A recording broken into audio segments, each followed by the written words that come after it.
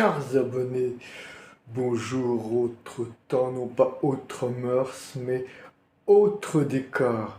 Régulièrement, quand j'ouvre ou un livre de prière ou un chat entre croyants, je trouve les mêmes termes qui disent « Ah, je ne vaux vraiment rien, ma vie n'est que échec, je suis le plus grand des pécheurs, la plus grande des pécheresses. » Et je pense qu'il y a une grave confusion entre la contrition, quand on regrette vraiment ce qu'on a fait de mal, le péché étant, comme je l'ai déjà rappelé, le fait d'avoir visé et raté la cible, et non pas l'occasion de passer à justement la dépréciation.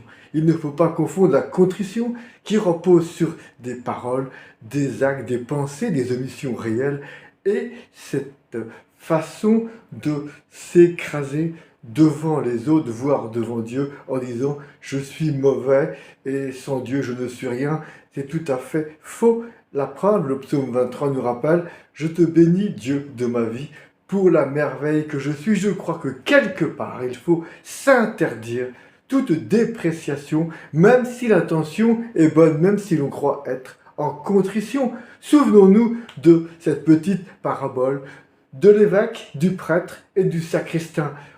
L'évêque se prosterne devant Dieu au premier rang d'église en se frappant à la poitrine en disant « je suis le plus grand des pécheurs ». Et le prêtre arrive juste au rang de derrière et faisant la même chose. « Ah, moi aussi je suis le plus grand des pécheurs ». Et arrive le pauvre sacristain qui se met au dernier rang et se frappe aussi la poitrine disant vraisemblablement la même chose. Alors l'évêque tape sur l'épaule du prêtre et dit « Hey, regarde ailleurs, celui-là, il se croit plus grand que nous, il se croit le plus grand des pécheurs. » Voyez comment on peut inverser la vapeur, se croyant en situation de contrition, mais en fait, on cherche à faire mousser sa non-humilité finalement, car nous sommes tous à égalité devant le Seigneur, à savoir tous des merveilles, et ne cherchons pas à dire c'est moi le plus humble ou le plus grand pécheur. Tout ceci n'est que facétie.